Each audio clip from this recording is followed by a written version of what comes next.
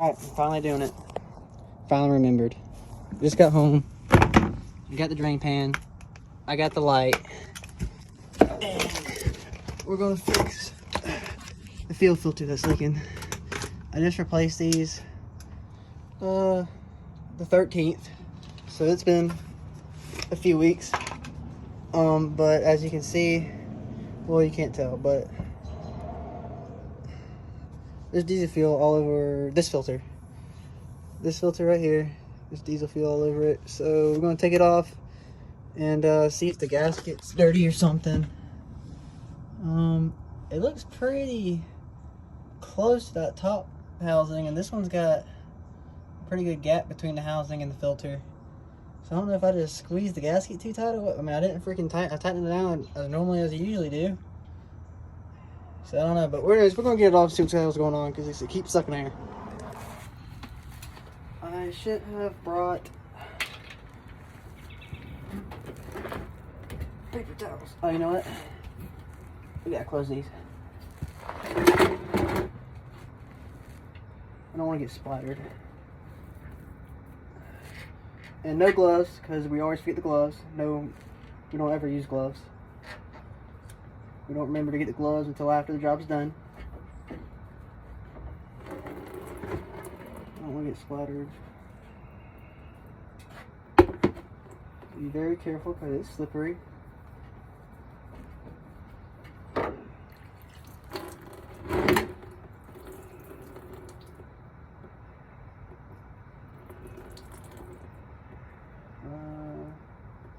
Don't really see anything wrong with the gasket.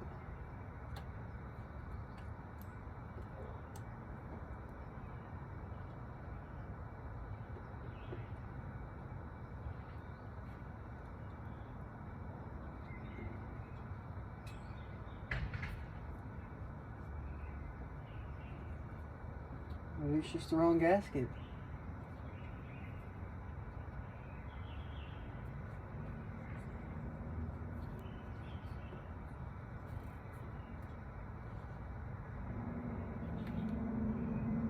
That looks, I don't know.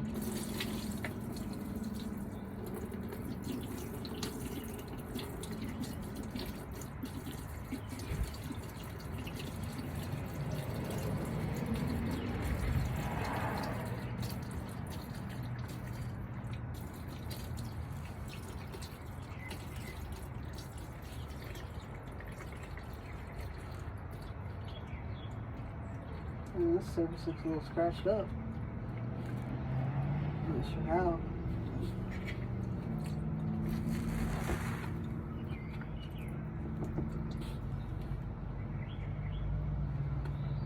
Alright.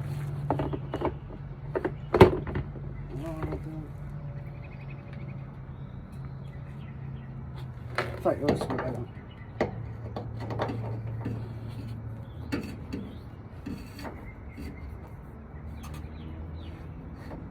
I'm gonna go get some paper towels. And I'm back. Alright, so I really don't see anything wrong. Besides maybe this gasket's a little small. Like this way? I don't know. I never really paid attention to the other ones, but this one's leaking for some reason. That's all I know. So we're going to clean it off. Be as clean as possible. And then we're going to stick it back on. If it continues to leak, then we'll just get a new filter.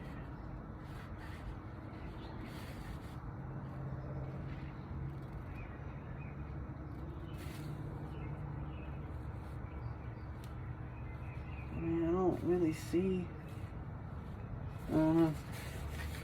what could be causing it to leak.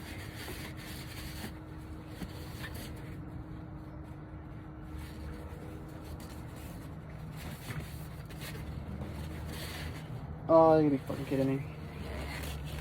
Oh, that was a fucking dumbass move. Alright, anywho. Clean this.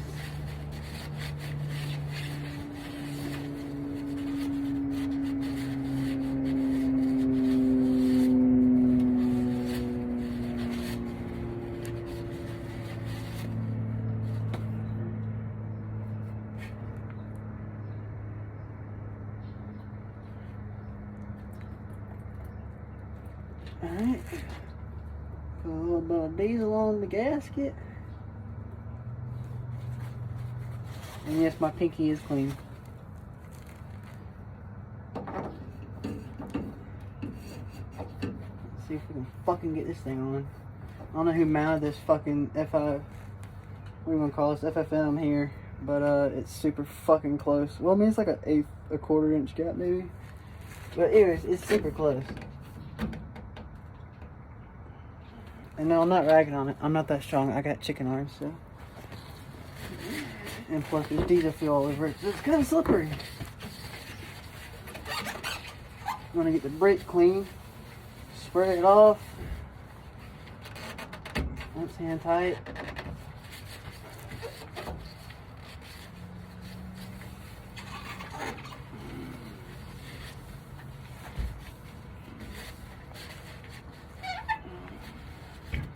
I might crack it back open a little bit. Alright, break the seal, do like that. Open this shit back up, and then turn the pump on. And hopefully it'll fill that filter up.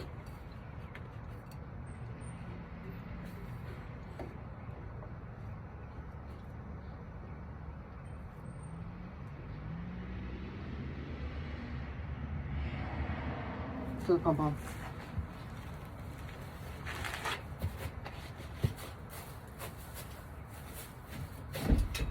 Oh, someone locked the door.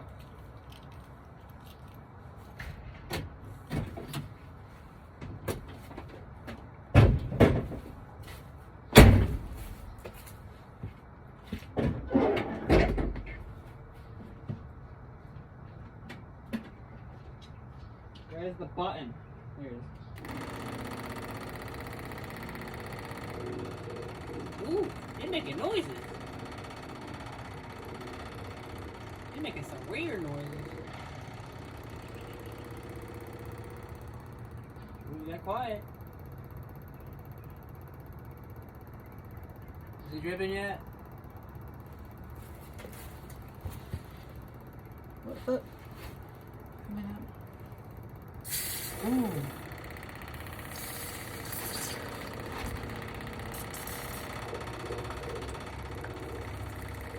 Hell yeah, that's what I'm talking about.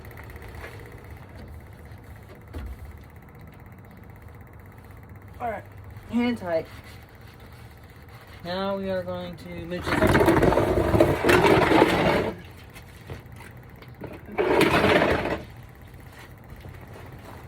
So, I got this little hose, fuel line, right there.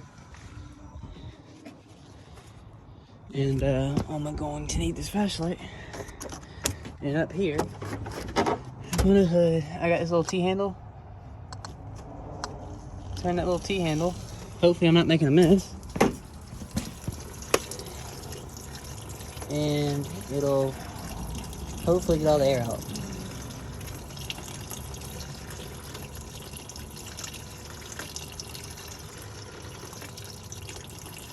Looks like there's a bunch of air in it because it'll flow a lot more than that.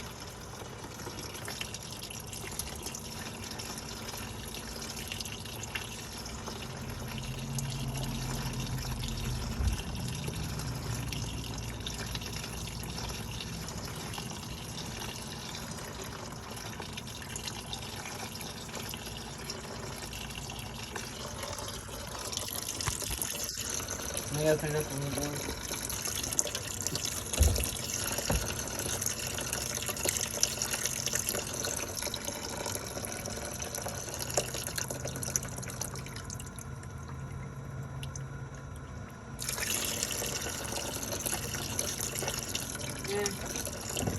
We'll call that good. We'll call that good. I'm just gonna go ahead and spray everything down, get everything cleaned off, and then if it freaking leaks, then we'll replace the filter. If I still have air going in it somewhere, and the filter doesn't leak, well then we'll start looking at other places. Alright, so I'm going to go ahead and spray this off. Now we're going to Follow all the safety requirements here. No gloves, no safety glasses. Make sure. Alright, anywho. And then we're going to look directly at the thing that we're spraying, and that way we can get brake cleaner in our eyes. Don't close your eyes. You gotta make sure you're spraying the right. First off, spray the right filter.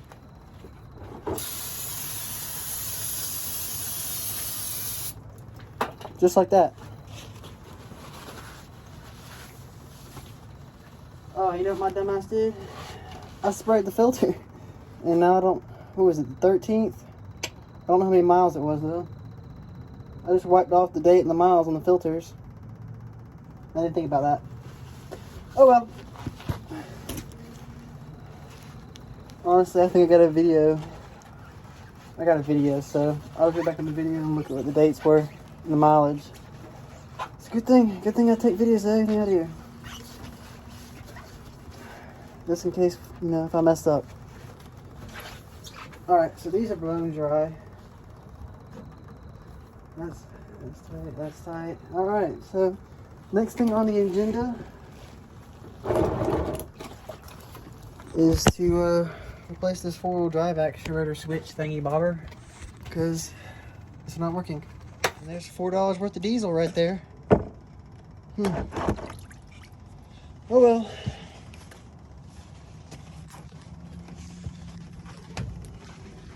Alright, so anywho, somehow,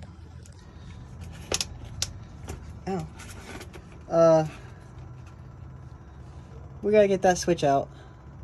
It looks easy to access, but it actually isn't. Because if you look straight up from this cross member, it's above the cross member, and there's all kinds of stuff in the way. And I don't have a wrench that size, so we're going to be using an adjustable wrench. See how this goes. You know, my fuel pump's still running, too. It'll be alright. Oh, maybe we should unplug it first, huh? That would be an awesome idea.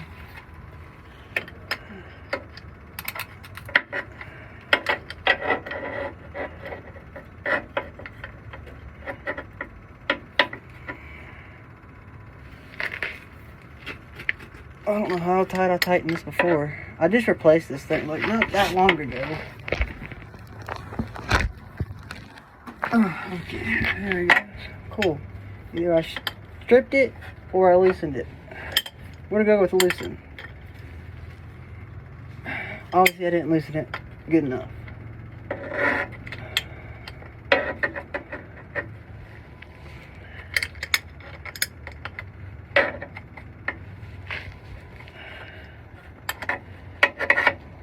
Alright, tell you what, I got it cracked loose, but not loose enough where I can turn it by hand, so, and the wrench is not fitting anymore, so I'm going to get a pair of adjustable pliers, and alright, so I got a pair of pliers, and I turned the pump off, so we're going to get it out.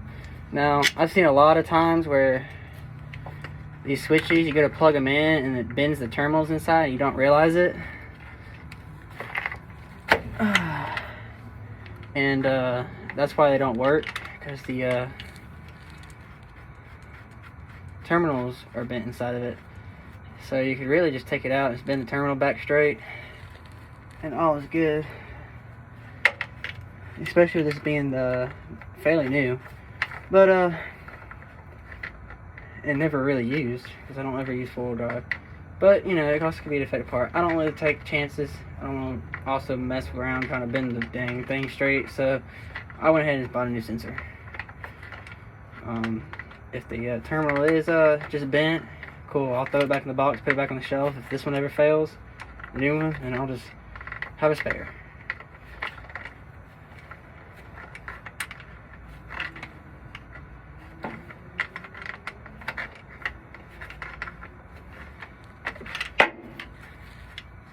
Hope nothing pours out of this. Shouldn't.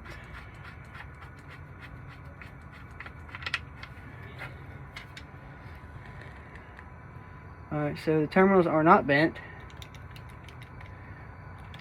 We're gonna replace it. I might take the multimeter and test the sensor, see if it's even good. But what I could tell when I was testing with my power probe, the switch is getting power and ground, it's just not sending it out when the transfer case is in forward drive. So let me crawl back here, get the new sensor. Ooh. All right, new sensor. Ooh, it even comes with that O-ring. The other one didn't think had an O-ring on it. No, let's check in the hole. No, no O-ring. Weird. Alright.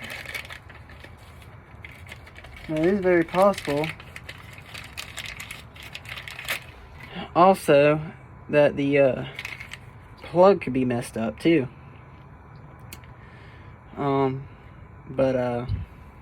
I just took this whole four-wheel drive harness off and redid it because I was obviously the four-wheel drive front diff isn't actuating. So I took the harness off, repinned it and rewired it to a different configure that I like instead of whatever it was, and put it back on. Had a bad relay, replaced the relay, still didn't work. Went to the switch, sent power, bypassed the switch, and it worked. So that's why I'm replacing the switch. But yeah, that's another thing to look at. If it's your plug, the what do you want to call them? The connectors in the plug could be messed up or something. So make sure that's good. And actually, this switch feels a lot stiffer than this switch. All right. Anywho, O-ring that I've already lost. Wow. Keep going. Alright, well, gotta find the O-ring. Found the O-ring. Put the O-ring. Make sure it's clean first. Alright, it's clean. Put the O-ring on.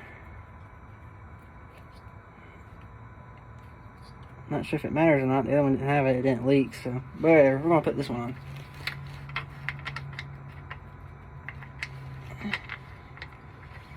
Put it back in there.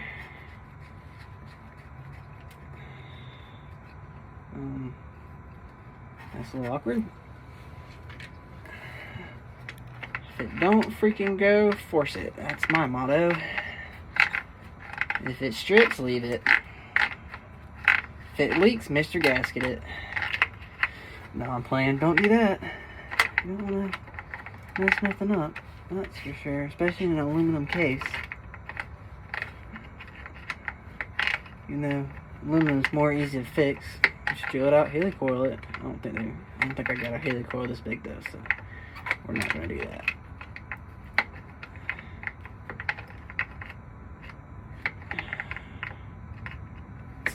It's not tight, it's just, I don't know, I guess the threads are just whatever, but anywho, it's not tight, it's turning very easily, so I am not forcing it.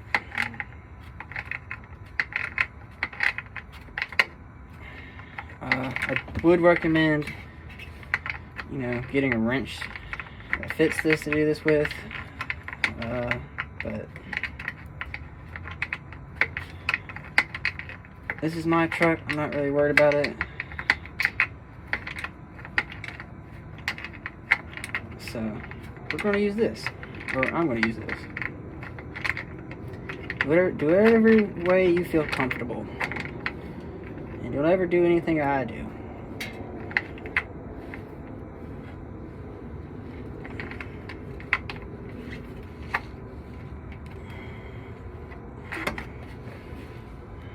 I feel like that's tight enough, especially with the O-ring. Alright, that should be enough. Alright. Now we're going to figure out what the flip I did with the switch, or connector, plug thing, bobber, whatever you want to call it. There it is. Alright. Inspect it. Looks good. Plug it in. Make sure you don't force it. Make sure it goes in easily. Don't want to bend no terminals. Perfect. Alright, well, we're done. Put this in the old one in the box for testing use later.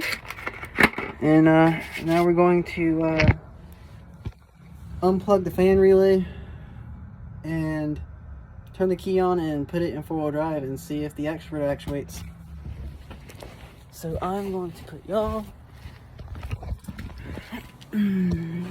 probably right here up under the diff.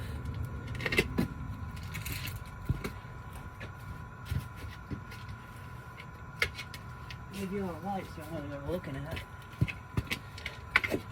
Alright, so this right here is the non-existent steering stabilizer, and there's the diff right there with the actuator. So y'all should be able to, here, I'll put you on the ground.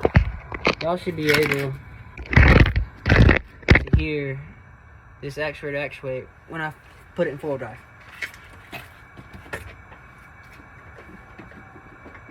Unplug this relay real quick.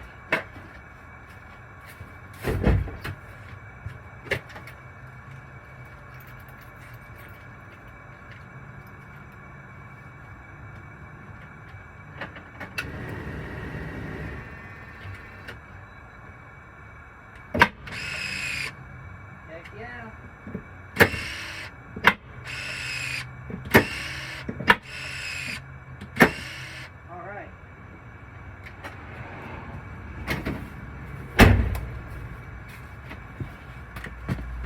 Cool. So that works. I've owned this truck for maybe 2.5, almost 3 years, and the 4-wheel drive's never worked. I never used it, but now if I ever need it, I can have it. It's fixed. Now the only thing left to do, I still have to get the shift indicator, or what are the switches to turn the light on and let you know that it's in 4-wheel drive, or the front diff is locked. That little switch, wire's ripped out of it. So I gotta get that.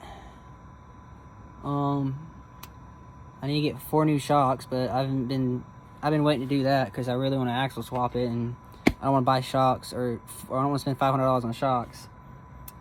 If I want to sass it, then I have to turn around and buy more shocks, and that's just stupid. So, and then the only other thing that's wrong with the dang truck is it's got oil leaks.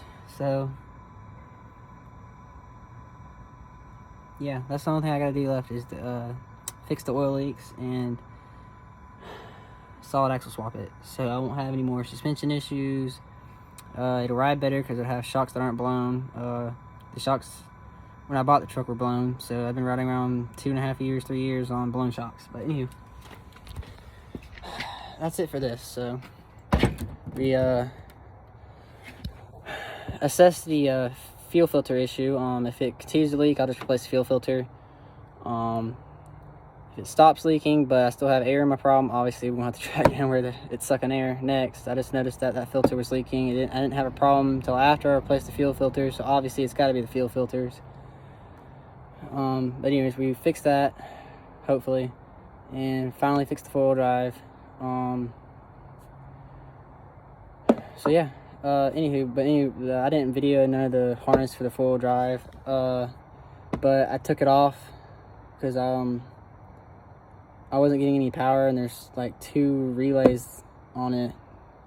Anywho, so when you replace it, used to have the thermal thing in the front diff. Somebody replaced it with the electronic one. I don't think it was factory. It might have been. I don't know. But it had... I don't think it was because it wasn't spliced in like factory.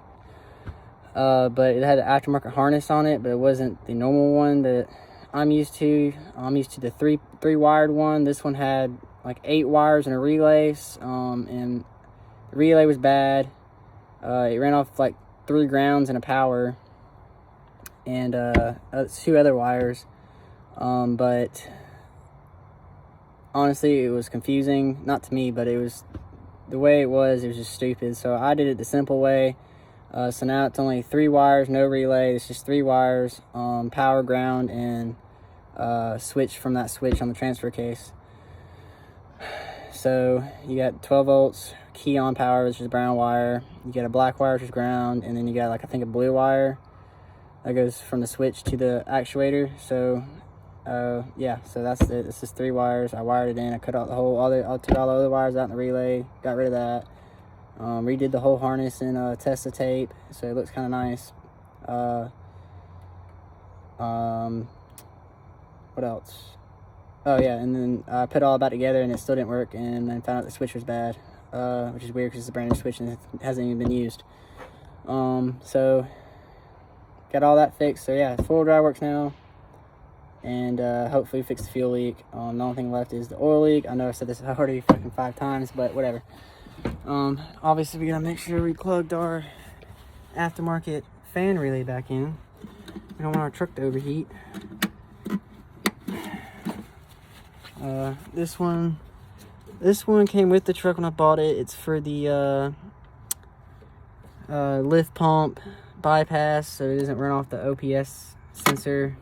This one, I don't think it's hooked up. It's for the 4 high mod, so like when I turn my high beams on, the low beams stay on too. It's not even hooked up. And this is for my aftermarket fans to my coolers up under the cab. So, and then there's one more relay for the 4-wheel drive, but I got it on the frame. Well, it used to sit on the firewall back here, but they both did.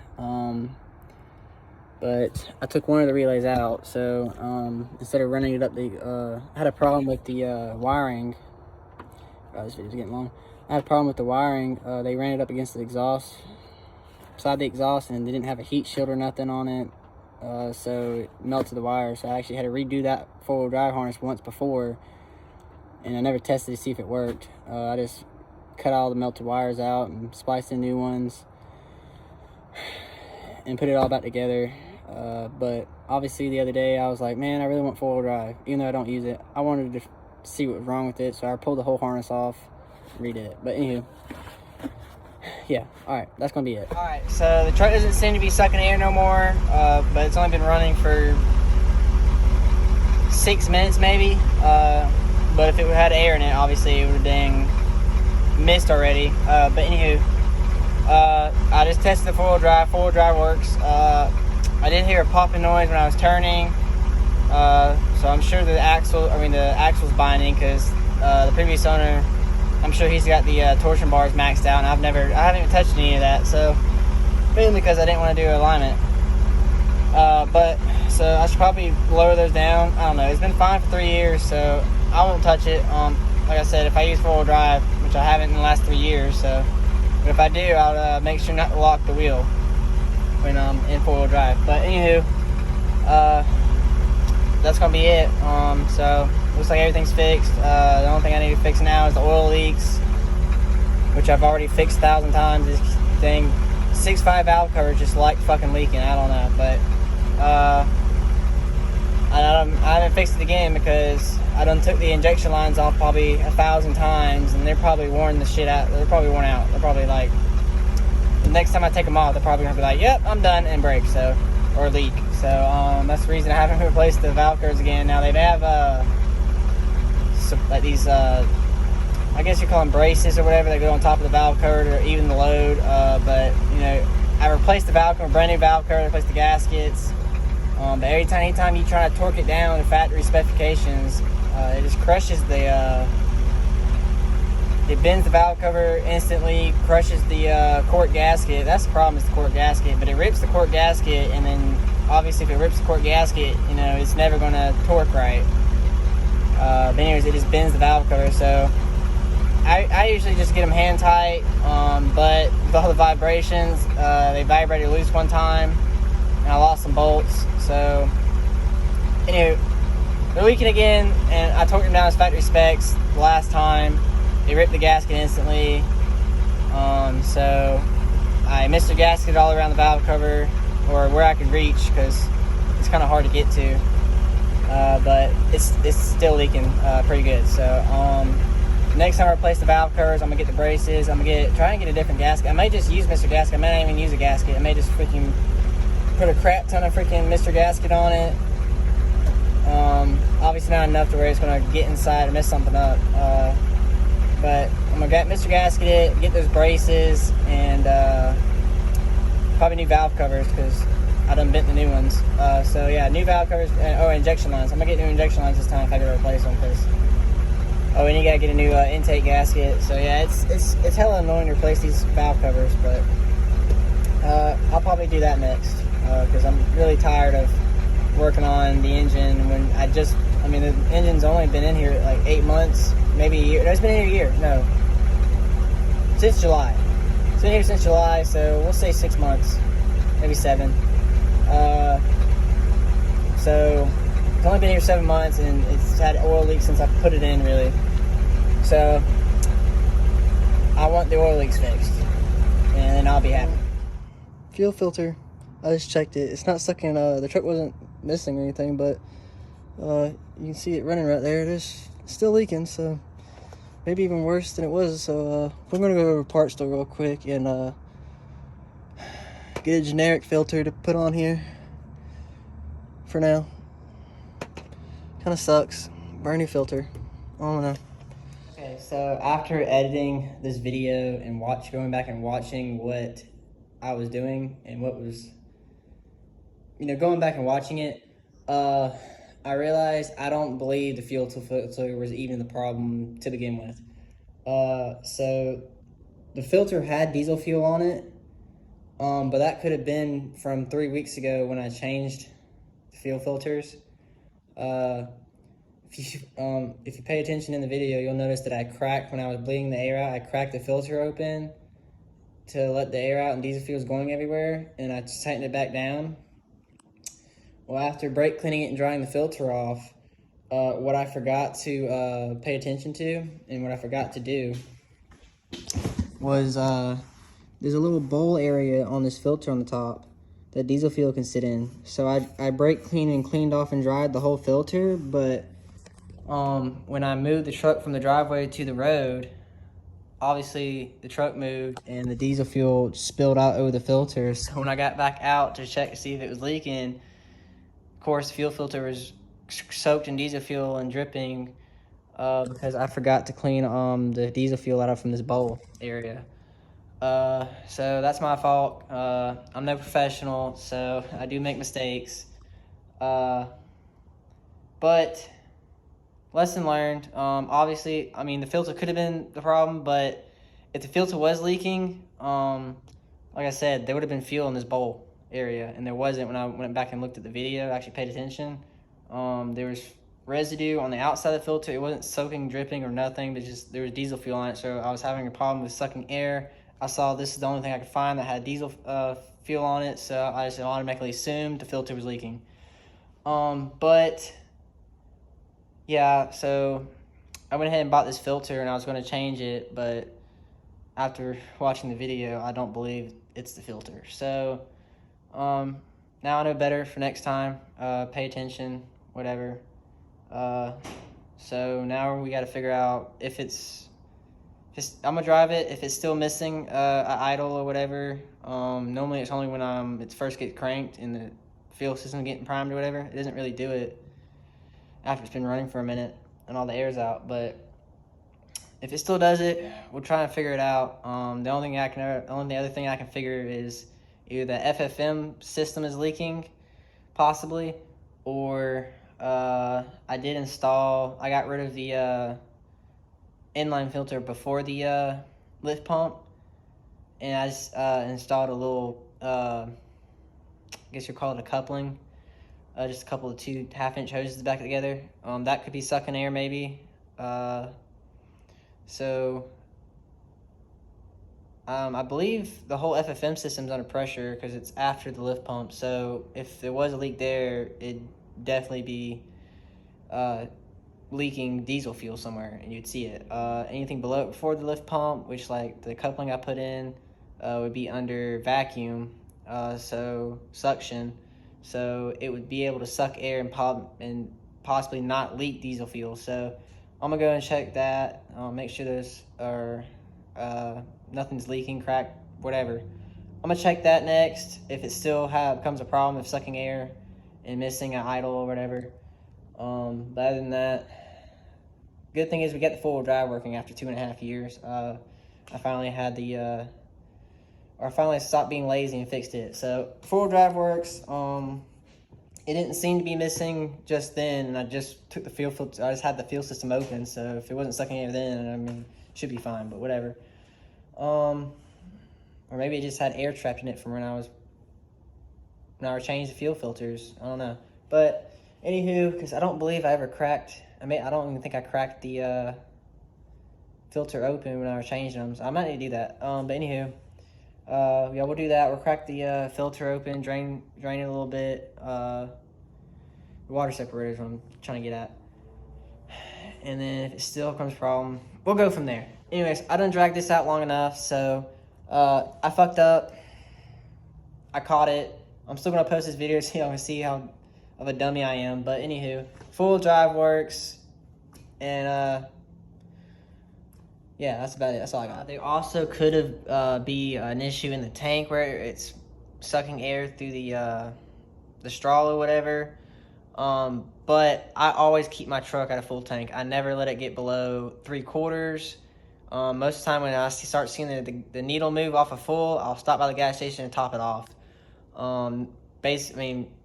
Normally anyways, the second my needle starts moving anyways, that automatically costs me $50. So I'd hate to see what a freaking full tank of gas is going to cost me, but I mean diesel fuel, but whatever. Like I said, I keep my tank full basically all the time, but it still could be sucking air somehow through the tank. But we'll figure it out. I'll figure it out, and I'll make another video on it if it proceeds to be a problem. So if anything is to be learned from this video, I'm no professional, like I've said. I do make mistakes, but I do learn from my mistakes, and I grow from that. I don't make the same mistakes twice. So that's all that matters. So yeah.